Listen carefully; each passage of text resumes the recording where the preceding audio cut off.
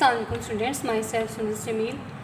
Students, first जो हम अपनी ड्रग की क्लासिफिकेशन स्टार्ट करने वाले हुए हैं एंटी हाइपरटेंसिव्स। एंटी हाइपरटेंसिव्स हमारे पास वो ड्रग्स होती हैं जो हाइपरटेंशन को ट्रीट करने के लिए यूज़ होती हैं। हाइपरटेंशन जो है आपको पता है कि हमारा ब्लड प्रेशर जो इसमें हाई रहता है। हाइपरटेंशन ऐसा होता है एक होता है तो नॉर्मल बीपी का हाई हो जाना, लेकिन हाइपरटेंशन हमारे पास ऐसी स्टेज है जिसमें सस्टेन्ड रेज्ड ब्लड प्रेशर होता है, मतलब कि एक एक्सटेंडेड पीरियड तक जो है ना हमारा ब्लड प्रेशर जो है वो हाई रहता है। बीपी ब्लड प्रेशर जो है वो दो तरह के, एक तो सिस्टोलिक होता है, दूसरा होता है डायस्टोलिक। नॉर्मल जो हमारे पास सिस्टोलिक ब्लड प्रेशर है ना वो होता है 120, और डायस्टोलिक नॉर्मल कितना होता है 80 से जो है ना बिलो होता है। प्री हाइपरटेंसिव स्टेज में हमारे पास क्या होता है, जब हमारे पास प्री हाइपरटेंसिव स्टेज आती है तो हमारा जो सिस्टोलिक ब्लड प्रेशर है वो 120 से लेकर 129 तक जाता है, और डायस्टोलिक जो है वो 180 से अबव रहना स्टार्ट हो जाता है। फिर हमारे पास हाइपरटेंशन की 2 स्टेजेस आती हैं, हाइपरटेंशन 1 एंड हाइपरटेंशन 2। हाइपरटेंशन 1 में क्या होता है कि जो हमारा सिस्टोलिक ब्लड प्रेशर है वो 130 से 139 तक जाता है, और डायस्टोलिक जो है वो 80 से 89 तक जाता है। इसको हम बोलते हैं कि हाइपरटेंशन स्टेज 1 है। हाइपरटेंशन 2 में क्या होता है कि जो हमारा सिस्टोलिक ब्लड प्रेशर है वो 140 से अबव रहना शुरू हो जाता है, डायस्टोलिक है वो 90 से अबव रहता है। ठीक है, तो हाइपरटेंशन 1 में और हाइपरटेंशन 2 में, इन दोनों केसेस में जो है वो हम अपनी एंटी हाइपरटेंसिव्स लेते हैं, ड्रग्स के ज़रिए हम इसको ट्रीट कर रहे होते हैं। अब नेक्स्ट है काजेज़ ऑफ हाइपरटेंशन। हाइपरटेंशन के काजेज़ क्या हो सकते हैं? फर्स्ट ऑफ ऑल तो हमारे पास है थीरोसेक्लोसिस। तो थीरोसेक्लोसिस में क्या होता है कि हमारी वेन्स हैं, हमारी आर्टरीज में क्या होता है क्लॉट बनना स्टार्ट हो जाते हैं, उसको हम बोलते हैं थीरोसेक्लोसिस। दूसरा हमारे पास डाइट प्रॉब्लम्स आती हैं।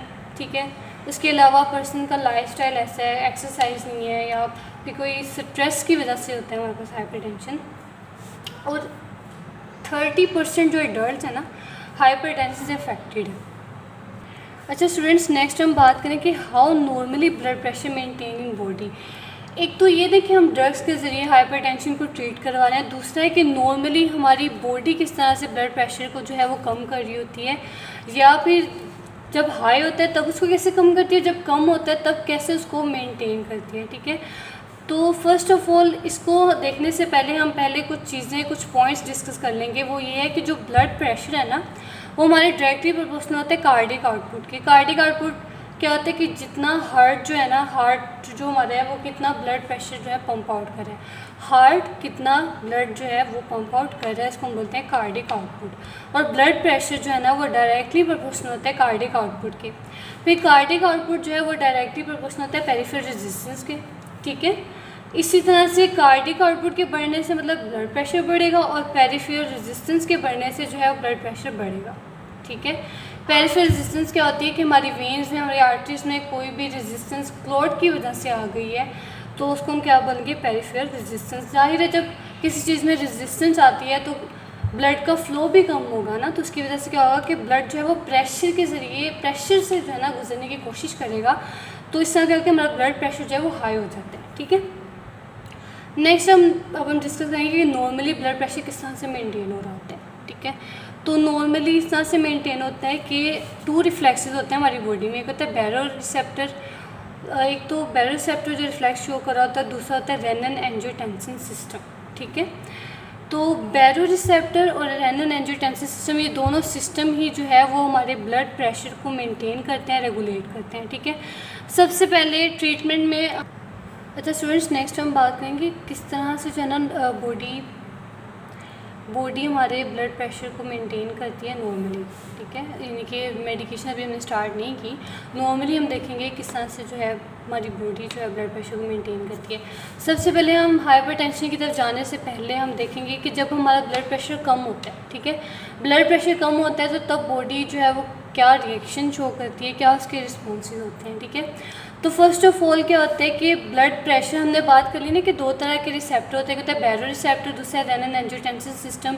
ये दोनों ही जो है मॉनिटर और रेगुलेट कर रहे हैं इसको, ब्लड प्रेशर को। ठीक है, तो फर्स्ट ऑफ ऑल जो है ब्लड प्रेशर, जैसे ही हमारा क्या होता है ब्लड प्रेशर कम हुआ तो बैरो रिसेप्टर ने क्या किया, उस चीज़ को डिटेक्ट किया।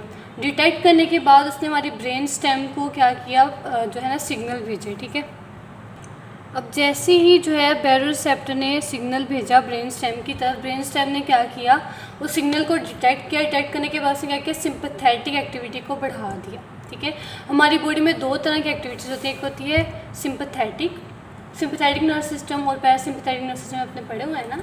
सिंपैथेटिक नर्वस सिस्टम तब एक्टिवेट होता है, तब हम उसकी एक्टिविटी को बढ़ाएंगे, क्योंकि सिंपैथेटिक नर्वस सिस्टम जो है वो क्या कर रहा होता है, हमारे ब्लड प्रेशर को इंक्रीज़ करवाता है। तो जैसे ही हमारा ब्लड प्रेशर कम हुआ, हमने क्या करना है कि अपनी सिंपैथेटिक एक्टिविटी को बढ़ा देना है। बढ़ाने से क्या होगा कि हमारा ब्लड प्रेशर भी जो है वो इंक्रीज़ करेगा। ठीक है, वो हम नेक्स्ट देखेंगे कि किस तरह से करता है। फिर अगर ब्लड प्रेशर हमारा इंक्रीज़ किया है तो हम पैरासिम्पैथेटिक जो एक्टिविटी है उसको बढ़ाएंगे, क्योंकि कि पैरासिम्पैथेटिक जो है ना वो हमारे ब्लड प्रेशर को कम करता है। ठीक है, और जब सिंपैथेटिक एक्टिविटी हम बढ़ाते हैं तब रिलीज़ होता है नोरेपिनेफ्रिन, और जब हम पैरासिम्पैथेटिक एक्टिविटी बढ़ाते हैं तब रिलीज होता है एसिटाइलकोलिन। ठीक है, जैसे ही सिंपैथेटिक एक्टिविटी हमने बढ़ाई तो नोरेपिनेफ्रिन जो है रिलीज़ हुई। नोरेपिनेफ्रिन ने रिलीज़ होने के बाद क्या किया, हमारी बॉडी में मौजूद जो बीटा-1 रिसेप्टर्स हैं ना उनको एक्टिवेट कर दिया। ठीक है, अब बीटा-1 रिसेप्टर ने क्या करना है, आपको पता है बीटा-1 रिसेप्टर क्या करवाते हैं, वैसोकंस्ट्रिक्शन करवाते हैं। ठीक है, वैसोकंस्ट्रिक्शन चलिए आप इस तरह से देख लें कि जैसे ही नोरेपिनेफ्रिन रिलीज़ हुई तो उसने क्या किया, बीटा-1 रिसेप्टर्स को एक्टिवेट कर दिया। बीटा-1 रिसेप्टर एक्टिवेट हुए, उनकी एक्टिवेशन से अब बीटा-1 रिसेप्टर ने क्या करना है, हार्ट रेट, हमारा जो हार्ट रेट है ना उसको इंक्रीज़ करवा देना है। ठीक है, हार्ट रेट के इंक्रीज़ करने से साथ वो क्या करेगा, कार्डिक आउटपुट को इंक्रीज़ करवा देगा। ठीक है, कार्डिक आउटपुट इंक्रीज़ किया, हमने पढ़ा था ना कि कार्डिक आउटपुट जो है वो डायरेक्टली प्रोपोर्शनल होता है हमारे ब्लड प्रेशर की। जैसे ही कार्डिक आउटपुट इंक्रीज़ करेगा तो हमारा ब्लड प्रेशर जो है वो इंक्रीज़ करेगा। ठीक है, तो इसी तरह से पहला जो मेथड था ना, पहला जो स्टेप था हमारे बॉडी का रिस्पॉन्स जो पहला था वो ये था कि BP लो हुआ, हमारे बैरोरिसेप्टर एक्टिवेट हुए, बैरोरिसेप्टर ने सिग्नल भेजा ब्रेन स्टेम की तरफ, ब्रेन स्टेम ने जो सिंपैथेटिक एक्टिविटीज़ को बढ़ा दिया। ठीक है, उसके बढ़ने से रिलीज़ हुई नोरेपिनेफ्रिन के रिलीज़ होने से क्या हुआ, बीटा-1 रिसेप्टर एक्टिवेट हुए और उन्होंने हार्ट रेट को इंक्रीज़ करवाया, फिर कार्डिक आउटपुट इंक्रीज़ हुआ और उसकी वजह से क्या हुआ, ब्लड प्रेशर इंक्रीज़ कर गया। ठीक है, अब दूसरा जो है नोरेपिनेफ्रिन 3 तरह के रिसेप्टर्स को एक्टिवेट करता है। दूसरा वो करेगा अल्फ़ा-1 को। अल्फ़ा-1 रिसेप्टर्स क्या करवाते हैं, वो हमारे पास वैसोकंस्ट्रिक्शन करवाते हैं। वैसोकंस्ट्रिक्शन की वजह से क्या होगा कि जो पेरिफेरल रेजिस्टेंस है ना वो बढ़ जाएगी। फिर हमने यहाँ पे पढ़ा था कि पेरिफेरल रेजिस्टेंस जो है वो डायरेक्टली प्रोपोर्शनल है BP के, ब्लड प्रेशर के। ठीक है, जैसे ही पेरिफेरल रेजिस्टेंस बढ़ेगी हमारा ब्लड प्रेशर भी बढ़ेगा। ठीक है, तो दूसरा जो स्टेप था हमारी बॉडी का, दूसरा जो रिस्पॉन्स था वो इस तरह से था कि इस तरह से वो ब्लड प्रेशर को इंक्रीज़ करवाएगी। थर्ड जो है हमारे पास क्या है, जैसे ही नोरेपिनेफ्रिन ने क्या करना है कि थर्ड जो हमारे रिसेप्टर है वो बीटा-1 जो हमारी किडनी पे लोकेट होते हैं। ठीक है, बीटा-1 ने क्या करना है, रिलीज़ करवाएगा रेनिन को। रेनिन हमारे पास ऐसा एंजाइम है जो कि हमारी किडनी पे मौजूद सेल्स से प्रोड्यूस होता है और ये जो है ना एंजियोटेंसिन एल्डोस्टेरोन सिस्टम का पार्ट होता है। ठीक है, वो सिस्टम क्या है, वो सिस्टम वही जो हम पढ़ रहे हैं कि ब्लड प्रेशर को मेनटेन करने के लिए जो एक चेन चलती है ना, जो एक सिस्टम चलता है उसको हम बोलते हैं। ठीक है, अब जैसे ही रेनिन रिलीज़ करेगा, रेनिन रिलीज़ होगा तो क्या करेगा, एंजियोटेंसिनोजन जो है ना इसको कन्वर्ट करेगा एंजियोटेंसिन 1 में। एंजियोटेंसिन 1 जो है नेक्स्ट एंजियोटेंसिन 2 में कन्वर्ट होगा और एंजियोटेंसिन 2 जो फैक्टर है ना वो हमारे पास क्या करवाता है, वैसोकंस्ट्रिक्शन करवाता है। एक तो हमारे पास अल्फ़ा-1 रिसेप्टर वैसोकंस्ट्रिक्शन करवा रहे थे, दूसरा कौन करवा रहा है हमारे पास, एंजियोटेंसिन 2। ठीक है, अब ये दोनों, इसने क्या किया, एंजियोटेंसिन 2 ने हमारे पास वैसोकंस्ट्रिक्शन करवाई। वैसोकंस्ट्रिक्शन के हमने पढ़ा ना कि वैसोकंस्ट्रिक्शन के होने से क्या होता है, पेरिफेरल रेजिस्टेंस बढ़ती है, उसके बढ़ने से हमारा ब्लड प्रेशर मेंटेन हो गया। तो अभी तक हमने कितने स्टेप पढ़ चुके हैं, कितने रिस्पॉन्सेज, 3 तरह के जो कि नोरेपिनेफ्रिन की वजह से एक्टिवेट हुए थे। एक तो बीटा-1 रिसेप्टर एक्टिवेट हुआ था, उसका हमने पढ़ा किस तरह से उसने ब्लड प्रेशर को हाई किया या मेनटेन किया। दूसरा हमने अल्फ़ा-1 पढ़ा, तीसरा हमने बीटा-1 पढ़ा। ठीक है, बीटा-1 रिसेप्टर जो किडनी पे मौजूद थे। ठीक है, अब हमारे पास नेक्स्ट जो 4th स्टेप है हमारा, उसमें क्या होता है कि किडनी, जैसे ही ब्लड प्रेशर लो होता है ना, हमारा जो किडनी में ब्लड फ्लो है वो कम हो जाता है। किडनी में ब्लड फ्लो कम होने की वजह से जो ग्लोमेरुलर फिल्ट्रेशन रेट है ना वो कम हो जाता है। ग्लोमेरुलर फिल्ट्रेशन रेट आपको पता है कि जिसमें जो हमारे इलेक्ट्रोलाइट्स हैं वो बैलेंस हो रहे हैं, जैसे कि सोडियम है, पोटाशियम है, ठीक है, कैल्शियम है, ये सारे के सारे क्या होते हैं, मेंटेन होता है इसमें, ठीक है। किडनी का ब्लड फ्लो कम हुआ, ग्लोमेरुलर फिल्ट्रेशन रेट कम हुआ, डिस्टल कन्वर्टेड ट्यूब्यूल पे ये सब कुछ हो रहा है, ठीक है। जैसे ही ग्लोमेरुलर फिल्ट्रेशन रेट कम हुआ, उसकी वजह से क्या हुआ कि सोडियम और वाटर की जो रीअब्जॉर्प्शन है ना वो बढ़ जाती है, ठीक है, कि डिस्टल कन्वर्टेड ट्यूब्यूल से जो है सोडियम और वाटर जो है वो रीअब्जॉर्ब होना शुरू हो जाता है, ठीक है। रीअब्जॉर्ब होगा हमारे कहाँ पे, हमारे ब्लड में रीअब्जॉर्ब होना शुरू हो जाएगा, हमारे सिस्टेमिक सर्कुलेशन में रीअब्जॉर्ब होगा, ठीक है। उसकी वजह से जाहिर है जैसे ही वाटर भी आया, सोडियम भी आया, तो हमारा ब्लड का वॉल्यूम जो है वो इंक्रीज़ कर जाएगा ना, ब्लड वॉल्यूम इंक्रीज़ हो जाएगा।